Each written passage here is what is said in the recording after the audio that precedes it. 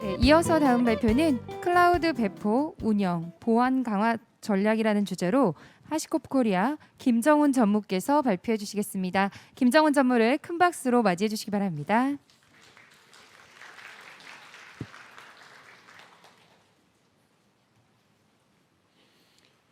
네, 안녕하세요. 김정훈입니다. 저도 이러한 PT는 처음 봐가지고요. 어떻게 좀 신선하셨고 좀 이해가 좀 잘 되시던가요? 제 앞에도 좀 보니까 어떻게든지 잘 들어보려고 노력하시는데 눈이 자꾸 감기시는 분들도 많았던 것 같고요. 네, 하지만 많이 노력하시면서 열심히 집중해서 좀 들어주셨던 것 같아요. 제가 처음에 하시코프 입사할 때 저도 이제 공부를 좀 해야 되잖아요. 인터뷰도 보고 하려면. 그때 당시에 제가 제일 많이 봤던 게 짐 아몬데드가 만들었던 이 화이트보드 동영상들이었거든요. 그 하시코프 유튜브 채널을 가시면 각 프로덕트별로 아니면 어떤 주제별로 이걸 다 올려놨어요. 이런 화이트보드를. 뭐 아이패드가 아니라 진짜로 화이트보드에 그리는 걸 찍은 건데 굉장히 설명이 간략하고 그냥 이해하기 쉽게 설명이 돼 있어서 혹시 저희 제품에 대해서 조금 더 관심을 갖고 좀 알고 싶으신 분들은 그쪽을 한번 보시면, 물론 동시 통역은 없지만 그쪽 한번 보시면 좀 도움이 많이 되실 것 같습니다. 저는 기존에 우리가 계속 해왔던 이 PPT 슬라이드를 가지고 30분 동안 좀 말씀드려보도록 하겠습니다. 제목은 이제 클라우드 배포 운영 보안 강화 전략이라고 잡았습니다. 전체적인 어떤 하시코 프로덕이 가지고 있는 목적과 또 뭐 니즈들을 아무니 이제 설명을 좀 해드렸는데요. 저는 그보다는 조금 더 안으로 내려가서 실질적으로 어떠한 분야에서 우리가 필요하고 어떠한 분야에서 우리가 어떻게 해결을 하고 이런 것들에 대해서 조금 말씀드려 보려고 합니다. 일단 처음부터 사인부터 해서 쭉 저 회사 소개를 드렸는데요. 아무니 얘기한 것처럼 저희는 크게 4개의 레이어로 되어 있습니다. 인프라스트럭처, 네트워킹, 시큐리티, 어플리케이션. 오늘 이 중에 8개 중에 저는 이 3가지에 대해서 말씀을 좀 드리려고 합니다. 재밌는 결과가 하나 있어서 좀 공유를 먼저 하고 좀 지나가도록 하겠습니다. 올해 그 파워 500 소프트웨어 컴퍼니 이제 랭킹이 나왔는데요. 하시코프가 6위에 선정이 되었습니다. 근데 재밌는 거는 카테고리가 사이버 시큐리티로 되어 있습니다. 그러니까 뭐 뒤에도 설명드리겠지만 하시코프 하면 다 테라폼을 제일 먼저 생각을 하세요. 하지만 저희가 이제 평가를 받고 주목을 받는 어떤 분야는 사이버 시큐리티. 아몬드 얘기했지만 컨설이나 볼트나 다 어떠한 그런 보안적인 문제를 해결하는 어떤 그런 솔루션들이기 때문에 그쪽으로 저희는 각광을 많이 받고 있다라고 기억해 주시면 좋을 것 같습니다. 본 세션으로 들어가서 저는 3가지로 이렇게 연달아서 이렇게 말씀을 드릴 건데요. 뒤에도 말씀드리겠지만 무조건 이 배포, 운영, 보안 강화를 이렇게 한 어떤 라인으로 저희 거를 사용하시는 건 아니고요. 선택적으로 사용하시는 건데 오늘은 좀 이해를 편하게 하시고자 이게 어떤 순서대로 이렇게 설명을 드리게 되는 겁니다. 일단 배포부터 말씀드리겠습니다. 배포는 뭐 다 아시겠지만 테라폼입니다. 디플로이라고 보통 하죠. 테라폼은 2014년도에 처음 출시가 돼서요. 뭐 지금 전세적으로 너무나 많은 사람들이 사용하고 지금은 거의 IAC의 대명사가 되어 있는 그런 솔루션이죠. 사실은 테라폼이 하시코프 제품인 걸 모르는 사람들도 적지 않게 많습니다. 그러면 이제 테라폼이 하는 IAC는 뭘 하는 걸까요? 어느 정도 여기 계신 분들은 어느 정도는 아마 지식이 좀 있으실 것 같긴 해요. 한번 정의를 한번 해보면 IAC는 컴퓨터에서 읽을 수 있는 정의 파일을 사용해서 인프라를 관리하고 프로비저닝하는 프로세스다. 즉 실행 가능한 어떠한 문서다라고 말씀드릴 수 있을 것 같아요. 그러니까 왼쪽에 클라우드 인프라를 하나의 코드화로 만들어 놓은 거죠. 그래서 이 코드를 실행하면 왼쪽에 있는 이 인프라가 그대로 만들어지는 그런 실행 가능한 문서입니다. 그러면 IAC로 무엇을 할 수 있을까? 왜 사람들은 IAC를 지금 찾고 있을까를 한번 짚어보겠습니다. 첫 번째로는 인프라 환경적인 요인이에요. 우리는 지금까지 굉장히 사일로된 어떠한 인프라들을 사용을 했어요. 예전에 뭐 데이터 센터 안에서 VMware 기반, 오픈스택 기반, 하이퍼V 기반 이렇게 만들어 놓고 클라우드는 클라우드대로 하나씩 만들어 썼었죠. 근데 더 이상 이제 그렇게 사용하기를 원하지 않는 거죠. 정말 다양한 인프라에서 우리의 모든 어떤 IT 환경을 운영하고 싶어 하고 그렇게 지금 나아가고 있는 거죠. 그럼 거기에 맞는 어떠한 반복 작업들, 그다음에 수정 작업들 이런 것들을 표준화를 해야 될 거, 그 필요가 생기지 않겠습니까? 거기에 대한 해답을 ISC가 주는 겁니다. ISC는 이 전체적인 우리 인프라에 대한 어떤 표준화를 만들고 이를 계속 재사용할 수 있게 만들어주는 거죠. 두 번째, 조직적인 문제죠. 조직 내 개발, 운영, 인력 변동이 굉장히 많아지고 있어요. 아마 여기에 뭐 팀장님들도 많이 계실 것 같긴 한데요. 뭐 저도 포함해서 항상 여기에 대한 고민들을 항상 하고 계시는 것 같아요. 그러니까 어떤 사람들 뭔가 일을 만들어 놓고 이 사람이 퇴사를 해버리면 그 일을 누군가가 다시 해야 되는 상황들이 계속 반복되고 있는 거죠. 이런 것들에 대해서 ISC는 하나의 실행 과정 문서를 표준화해서 만들어 놓음으로 인해서 이를 후임자가 쉽게 파악하고 다시 재사용할 수 있는 어떤 그런 구조가 만들어지게 되는 거죠. 세 번째는 보안 정책입니다. 뭐 우리가 컨설이나 볼트나 바운더리나 이런 것들이 보안 솔루션으로 분류가 되어 있지만 테라폼 안에도 이 보안적인 요소들이 가미가 되어 있습니다. 그러니까 테라폼 같은 경우에는 하지 말아야 되는 어떠한 행동들을 그 안에 규정을 하는 거죠. 그래서 우리가 인프라를 배포할 때 이런 것들을 지켰는지 확인하고 이것들이 지키지 않았으면 배포를 할 수 없게 되고 뭐 이러한 것들도 ISC를 통해서 만들어낼 수가 있습니다. 그럼 ISC로 무엇을 할 수 있을까 말씀드린 내용을 다시 한번 짚어보면 첫 번째는 인프라스트럭처의 자산화가 제일 큰 문제인 것 같아요. 큰 혜택인 것 같습니다. 말씀드렸다시피 우리의 인프라를 어떻게 배포하고 어떻게 운영하는 것을 우리만의 자산화로 만들 수 있다. 두 번째는 이 ISC를 잘 함으로 인해서 클라우드 역량이 자동적으로 강화되는 어떤 그런 효과도 볼 수 있죠. 세 번째는 신속하고 안전한 인프라를 표준화 있게 일관되게 구축할 수 있는 거고요. 마지막으로는 관리 효율성 등도 계속 증가할 수 있는 어떠한 키 도구가 될 수 있습니다. 그림적으로 설명을 이렇습니다. 왼쪽은 AWS 서비스 중에 EC2를 배포하는 프로세스입니다. 왼쪽부터 로그인부터 시작해서 검토 시작까지 쭉 모든 것들을 해야 되는 거죠. 근데 이런 AWS 서비스가 200개도 넘는 거죠. 지금 현재 계속 늘어나고 있습니다. 또 여기서 뭔가 하나를 실수하면 다시 처음으로 돌아가서 다시 해야 되는 거죠. 그러니까 인적 어떤 실수가 반복될 수 있는 여지가 많고 그다음에 만드는 사람마다 다 유형이 안에 선택 옵션들이 다를 수 있다라는 거죠. 테라폼 같은 경우에는 테라폼을 수행해서 미리 정의된 어떤 코드 내에서 모든 것들을 배포하기 때문에 누가 배포를 하던 항상 일관된 어떠한 인프라 환경 규칙이 적용될 수 있고 또 실수가 나오지 않게 될 가능성이 굉장히 높아진다라는 장점이 있는 겁니다. 고객 사례를 그냥 간단하게 보면요. 굉장히 심플한 얘기입니다. 왼쪽에 이제 이미지를 만드는 거죠. 아까 아몬이 잠깐 얘기한 이 패커라는 어떤 툴을 가지고 이미지를 만듭니다. 지금 여기 AWS를 예로 들었기 때문에 AMI를 이미지를 만들었고요. 이 이미지를 가지고 테라폼 코드를 통해서 그냥 쭉 배포하면 EC2 인스턴스가 만들어지는 거죠. 앞에서 그림에서 설명드린 바와 같이 별도의 어떤 옵션을 선택하는 것이 아니라 기존에 정의된 어떤 코드를 통해서 배포하기 때문에 쉽게 간편하게 배포를 할 수 있게 되는 거죠. 여기 안에는 말씀드린 바와 같이 보안 정책이라든가 이런 것들이 다 코드 안에 포함되어 있을 겁니다. 두 번째는 운영 쪽에 대해서 말씀드릴게요. 먼저 배포 이제 테라폼을 한다고 설명을 드렸습니다. 운영은 노마드라는 제품을 소개해드리려고 합니다. 노마드는 크게 안 알려졌을 수도 있습니다. 뭐 여기는 지금 노마드를 사용하고 계시는 고객분들도 몇 분 와 계시긴 한데요. 노마드가 하는 일은 크게 이렇게 세 가지로 볼 수가 있어요. 첫 번째는 컨테이너 오케스트레이터입니다. 근데 우리가 보통 컨테이너 오케스트라면 뭘 생각하시죠? 다 쿠버네티스를 생각을 합니다. 컨테이너를 하려면 무조건 쿠버네티스가 있어야 한다고 우리는 강박이 있는 거죠. 그 얘기를 뒤에서 또 드릴 겁니다. 두 번째는 우리가 어플리케이션을 관리를 하는데 꼭 컨테이너만 관리를 해야 될까요? 쿠버네티스는 컨테이너를 대상으로 한 어떤 오케스트레이터 툴입니다. 근데 우리는 아직 컨테이너가 많지 않아요. 아마 여기 계신 분 중에 우리 인프라 전체 50% 이상의 컨테이너 분들은 아마 없을 겁니다. 뭐 보통 평균적으로 제가 볼 때는 20% 미만일 거예요. 아직도. 그리고 그게 아마 좀 더 유지될 것 같아요. 제가 볼 때는. 그럼 우리는 이 기존에 사용해왔던 레거시 어플리케이션들도 뭔가 관리할 수 있는 방법이 필요한 거죠. 컨테이너처럼 노마드는 이런 것들을 도와주는 툴입니다. 마지막으로는 배치 워크로드 관리입니다.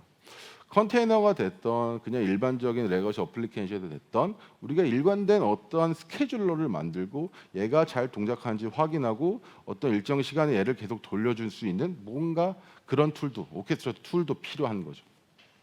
자, 다음은 컨테이너 오케스트레이터에 대한 어떤 고객분들의 피드백입니다. 굉장히 공통적인 내용을 가지고 있어요.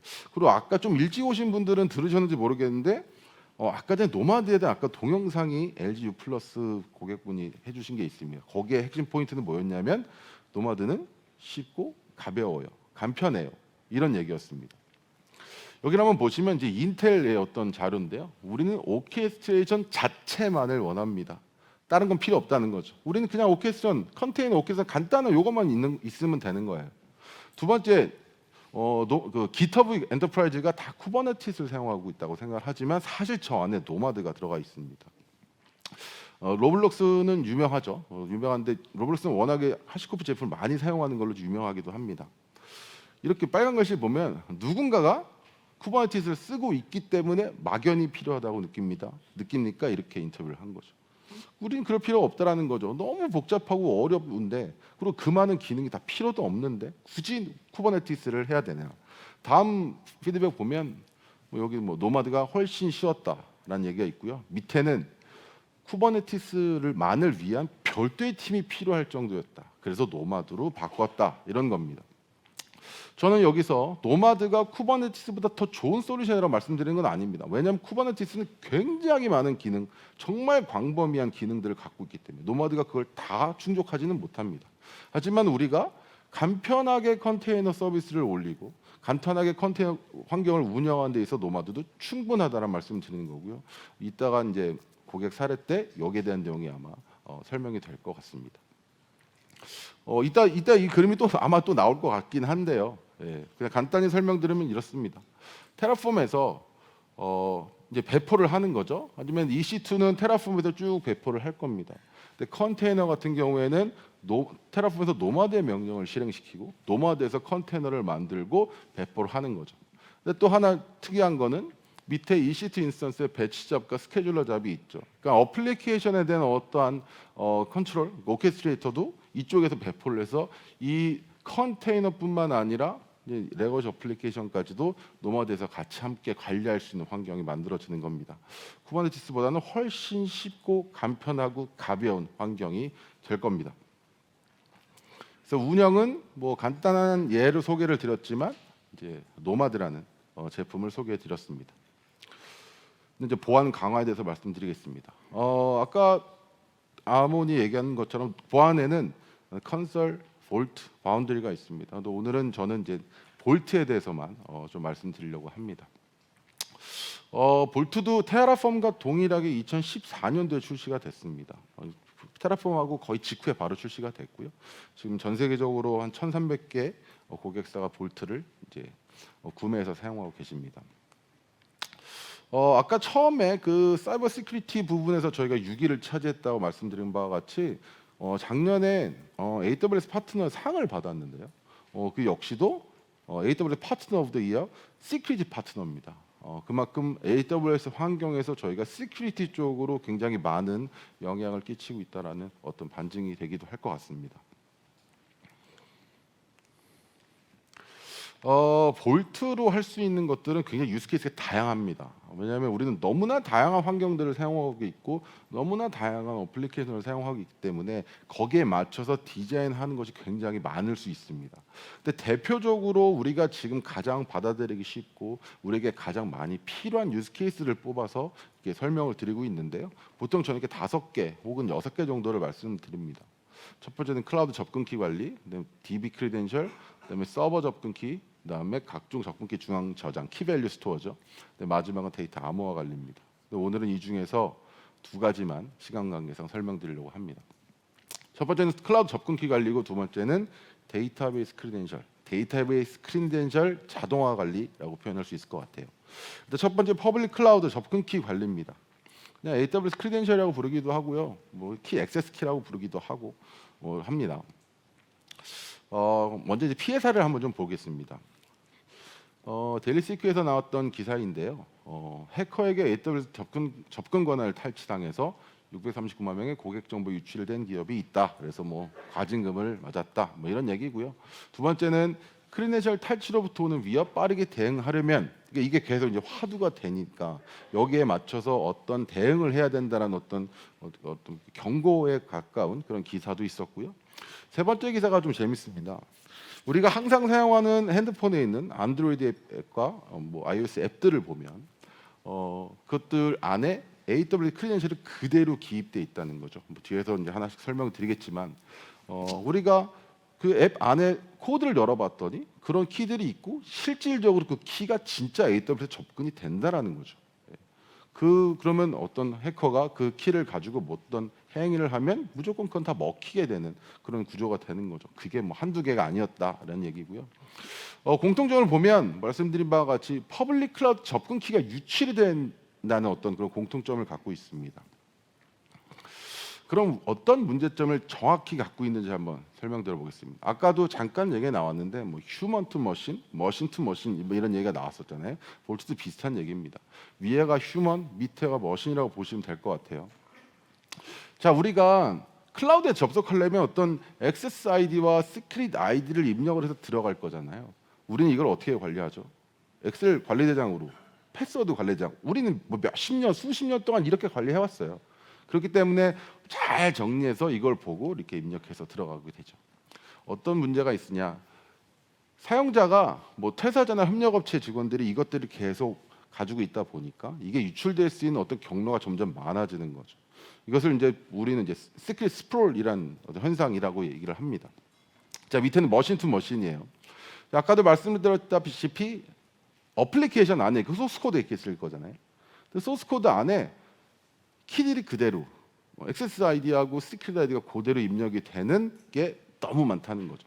사실 우리는 여기에 대해 별로 신경 쓰지 않고 살았어요. 지금까지 여기에 대해서 누가 이걸 해야 된다는 규정도 없었고 우리는 뭐 그냥 어플리케이션만 잘 만들고 사람들이 잘 사용하면 된다고 생각을 했죠. 근데 이제 이게 너무 많아지니까 문제가 되기 시작한다라는 거죠. 이렇게 되면 이 소스 코드가 재활용되거나 공유되는 어떤 문화가 많잖아요. 요즘에. 그러니까 어떤 개발자분들이 내가 이거를 만들어서 이것들을 했더니 잘 되더라. 어떤 커뮤니티에서 발표도 하고 소스 코드 공유도 하고 이런 문화가 굉장히 우리도 많이 활발해지는 것 같아요. 그러다 보니 이 전혀 의도치 않게 이런 것들이 유출이 되고 실질적으로 구글에 들어가서 소스 코드 막 쳐보면 이런 거 되게 많이 나오거든요. 이것도 구글에서 그냥 쳐서 나온 거다 보니까 뭐 이런 식으로 유출이 되는 경우가 너무 많다라는 거죠. 자, 이 해결책을 말씀드릴 건데요. 이 해결책을 이렇게 볼트를 갖고 이제 이걸 어떻게 해결할까를 말씀드리기 전에 볼트의 메커니즘을 설명 한번 드려보려고 합니다. 이 메커니즘은 우리가 일상생활에서 사용하는 어떠한 행위와 굉장히 흡사하게 해서 거기하고 비교해서 이해를 돕기 위해서 한번 설명드려 보겠습니다. 우리가 처음에 호텔에 가서 호텔에 체크인하는 절차와 굉장히 흡사합니다.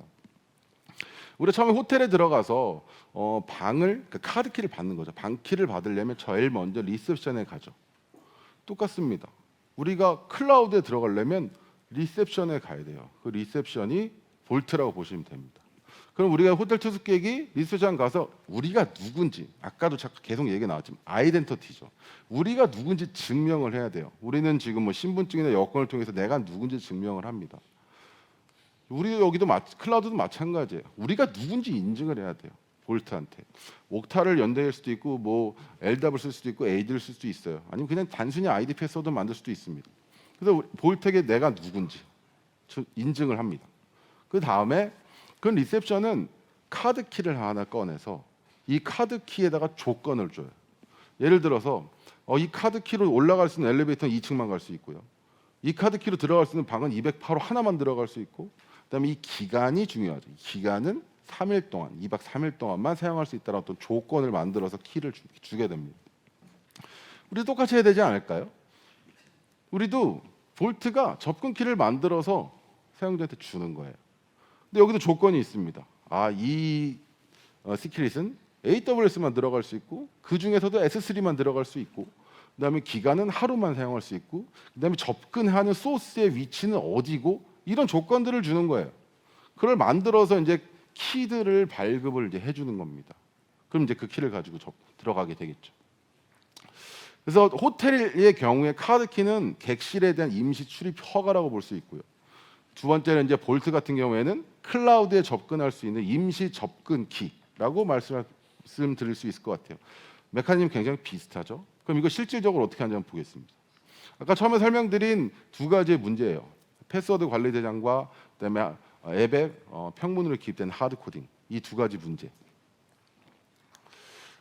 사용자나 어플리케이션은 무조건 볼트로 가서 키를 받아오게끔 설계를 하는 겁니다. 그러면 AWS 그러니까 키를 신청을 하게 되면 볼트는 그때 바로 이 클라우드에 키를 진짜 만듭니다. 갖고 있는 걸 주는 게 아니고 받아서 여기서 만들고 거기다가 제한된 권한을 적용을 해서 사용자에게 주는 거죠. 그럼 그 사용자는 아니면 머신은 그 키를 가지고 클라우드에 접근하게 되는 겁니다.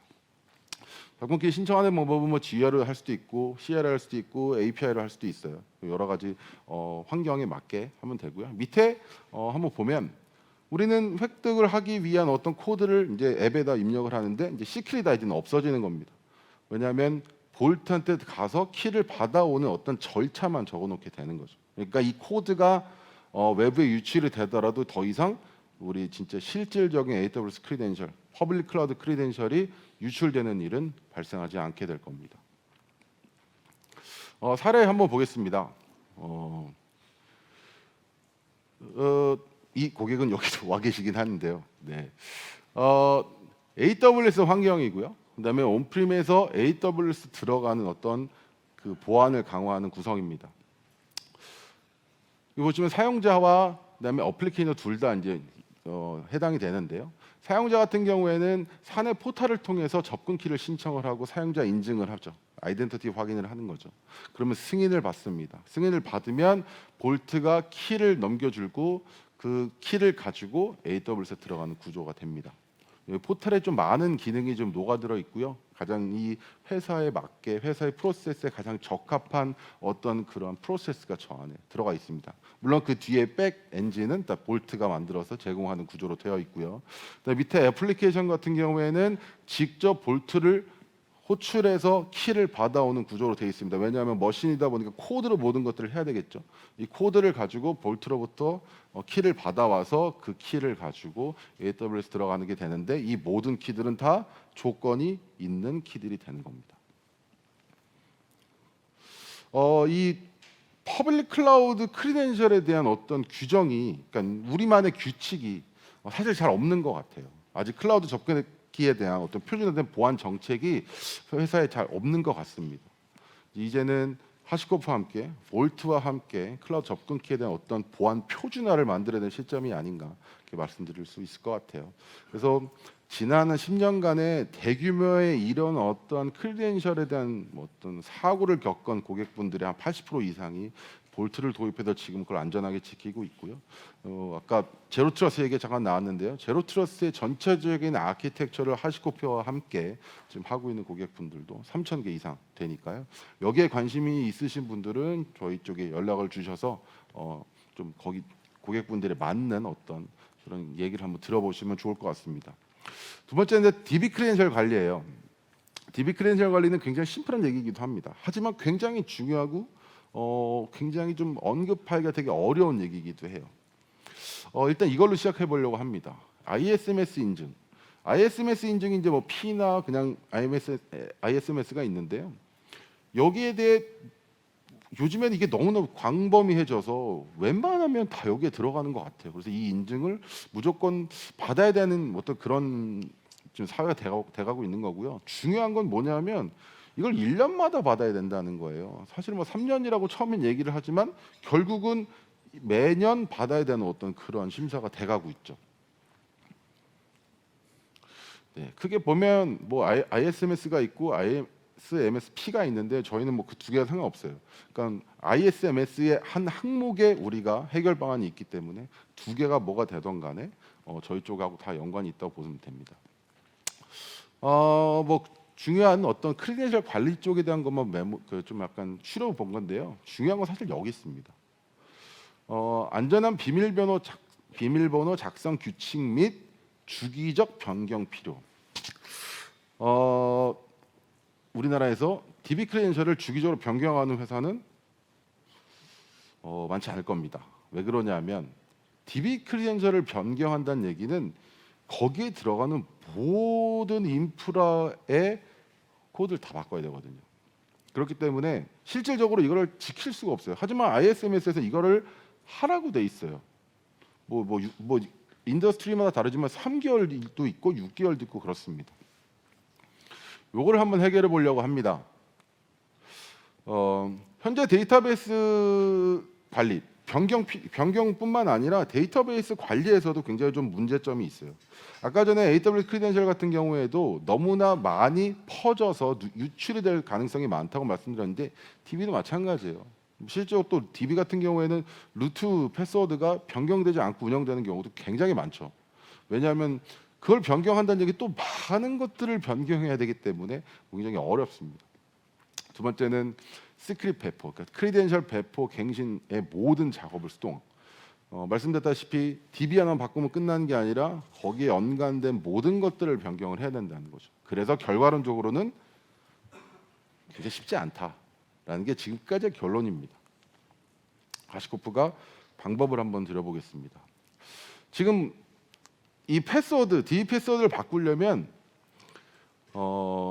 개발자와 운영자, 뭐 DBA가 될 수도 있겠죠. 이 두 팀이 코워크를 해야 돼요.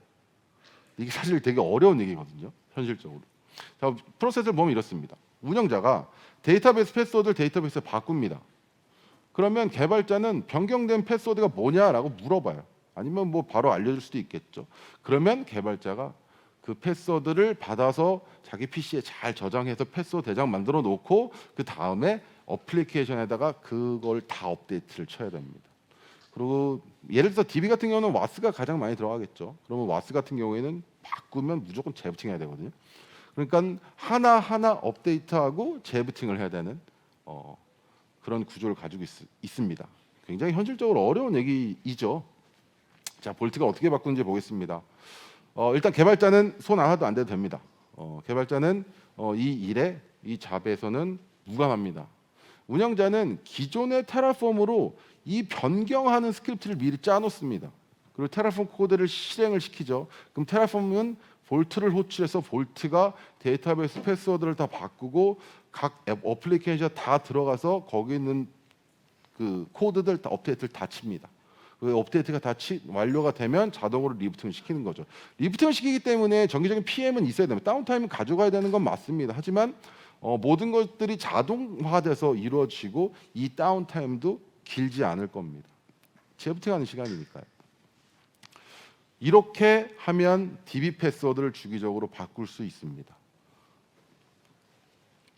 볼트가 하는 일 처음에 말씀드렸다시피 굉장히 많아요. 크게 이제 우리가 이렇게 카테고리를 하고 있는데 첫 번째는 퍼블릭 클라우드 키 관리, 두 번째는 접근 제어, 그다음에 데이터 암호화 관리, 그다음에 인증서 및 데이터 저장 관리 이렇게 크게 네 가지 카테고리 안에도 여러 가지 스크립트 엔진들이 포진을 하고 있습니다. 나중에 한번 보시게 되면 여기서 우리는 어떤 게 필요하겠다라고 생각하시면 한번 연락 주시면 저희가 상세하게 설명드릴 수 있을 것 같아요. 볼트는 굉장히 유저가 많습니다. 그래서 굉장히 지금 현재 이미 어답트에 이제 포함되어 있어서 지금 당장 사용해도 좋은 솔루션으로 되어 있고요. 그 어답트 안에서도 볼트는 제일 위에서 가장 좋은 평가를 받고 있는 솔루션입니다. 그래서 보안 강화는 볼트로 하게 되면 우리 안전한 인프라를, 안전한 클라우드를 만들 수 있다라는 얘기입니다. 자, 마지막 하나만 더 말씀드릴게요. 제가 개인적으로 하시코프에 입사한 지가 이제 2년 차가 되었어요. 그래서 제가 여기서 지금 계속 업무를 하고 계속 제품에 대한 어떤 연구도 하고 앞에 뭐 마켓도 쳐다보고 하다 보니까 어떤 옛날에 한 어떠한 제품과 굉장히 흡사하다는 생각을 했어요. 사실 저만의 생각이 아니고 지난번에 저희가 한번 전체 리더십 미팅이나 어저께 아몬이랑 얘기한 것도 그렇고 비슷한 얘기들이 좀 나왔어요. 그러니까 예전에 2007년도에 어떠한 벤더와 굉장히 흡사한 형태를 갖고 있고 그 흡사한 어떤 비즈니스를 하고 있다라는 생각이 좀 들거든요. 한번 소개를 해보도록 하겠습니다. VMware입니다. 2007년에 VMware가 굉장히 많은 걸 바꿨어요. 그 전까지는 서버에다 OS를 설치하고 그다음에 네트워크 그때 쿠버네티스는 없었겠죠. 이런 식으로 운영을 했었죠. 근데 이 가상화라는 니즈가 굉장히 있었어요. 당시에 하드웨어들이 굉장히 발전을 하면서 하드웨어들은 계속 펑펑 놀고 있고 이것들을 어떻게든 재활용하고 또 이 전체 밑에 서버가 뭐가 됐던가지 이것들을 하나로 매니지먼트 하고 싶고 막 이러한들의 니즈와 이 VMware vSphere와의 어떤 딱 맞아떨어진 타이밍이 있었던 것 같거든요. 그 후에 VMware는 여기서 멈추지 않고 계속 발전을 해왔고 그래서 스토리지도 vSAN이라는 걸 만들어 대체하려고 노력을 했었고 네트워크도 노스사우스는 아니지만 이스트-웨스트 쪽에 어떤 SDN 형태의 어떤 NSX도 소개를 해서 지금 판매를 계속 하고 있고 런타임은 이제 컨테이너 기반의 쿠버네티스 기반의 탄주를 가지고 전체적인 인프라를 지금 만들어가고 있죠. 근데 뭐 다른 제품들은 뭐 어느 정도 팝업 효과가 좀 떨어질 수 있을지 모르겠지만 이 vSphere라는 어떠한 제품이 우리에게 준 영향은 굉장히 컸었죠. 2007년부터 해서. 그래서 VMware가 했던 거는 서버와 인프라를 통합하는 어떠한 아니면 어떤 특정 제품을 대체하는 뭐 그러한 역할이었던 것 같아요. 이제 우리는 이제 클라우드 세상에 살고 있잖아요. 더 이상 프라이빗 클라우드, 뭐 데이터 센터로 표현할 수도 있겠죠. 아니면 그냥 프라이빗 클라우드로 표현할 수도 있겠고요. 이 프라이빗 클라우드와 이 많은 멀티 클라우드, 퍼블릭 클라우드를 하나로 만들어서 사용을 하고 있어요. 그리고 이렇게 가고자 하고 있는 거죠. 근데 이렇게 되면 이제 니즈가 발생을 하는 거예요. VMware가 아까 말씀드렸다시피 서버의 리소스가 놀고 있고 전체적인 매니지먼트가 계속 사일로가 일어나고 이런 것들에 어떠한 니즈가 있듯이 우리도 이 클라우드 환경에 니즈가 생기기 시작한다는 거죠. 거기에 첫 번째로 가장 사람들이 인정을 해줬던 게 바로 테라폼인 거예요. 이 테라폼은 서버 통합이 아니라 이 클라우드를 통합해서 관리할 수 있는 어떤 그런 툴인 거죠. 뭐 그런 관점에서 보면 VMware하고 굉장히 비슷하다고 저는 생각이 좀 듭니다. 그 다음에 또 새로운 니즈가 또 발생을 하는 거예요. 왜냐하면 너무나 많은 환경을 사용하고 있고 이 수많은 환경 또 정말 커져가는 우리 IT 인프라에는 너무나 수많은 시크릿들, 크리덴셜들, 키들이 존재를 한다는 거죠. 이것들을 어떻게 효율적으로 안전하게 지키고 일을 바꿔나갈 수 있는지에 대한 니즈가 또 생겨나기 시작하는 거죠. 그래서 나온 게 볼트입니다. 볼트는 그런 것들에 대해 완벽한 해결책을 준다고 저는 자신 있게 말씀드릴 수 있을 것 같아요. 그 다음에 또 다른 니즈죠. 이제는 어플리케이션이 바뀌고 있어요. 어플리케이션 아까도 설명이 좀 나왔지만 더 이상 IP 기반으로 움직이지 않아요. 우리는 이제 네임 기준으로 움직이기도 하고요. 아니면은 API 기준으로 움직이기도 하고요. 정말 이게 통신하는 방식들이 좀 다양해지고 좀 다이나믹해졌어요. 그리고 아까 보완적으로 말씀드려 뭐 아까 A, B, C 뭐 기억나시는지 모르겠는데 A와 B는 통신을 해야 되고 C는 얘랑 통신을 하면 안 돼요. 이걸 어떻게 구분할까라는 거죠. 이걸 IP 기반으로 IP는 계속 바뀔 건데요. 이걸 어떻게 구분한다는 거죠. 거기에 대한 니즈에 나온 제품이 컨설인 겁니다. 그래서 새로운 형태의 서비스들을 어떻게 연결하느냐에 대한 해결책이 컨설에서 드리는 겁니다. 그다음에 아까 운영에서 말씀드렸다시피 런타임, 쿠버네티스 환경, 컨테이너 환경이라든가 아니면 그냥 일반적인 레거시 어플리케이션 환경이라든가 얘네들을 어떻게 잘 오케스트레이션 하고 얘네들을 잘 실행할 수 있게 하느냐가 이제 노마드가 주는 어떠한 그런 베네핏인 거죠. 어떻게 보면은 글쎄 어느 정도 동의를 하실지 모르겠는데 예전에 서버 인프라 통합을 했던 VMware와 지금 클라우드를 통합하고 있는 하시코프는 어떻게 보면 약간 비슷한 형태를 가지고 있지 않나 그런 생각이 듭니다. 네, 이상 발표 마치겠습니다. 감사합니다.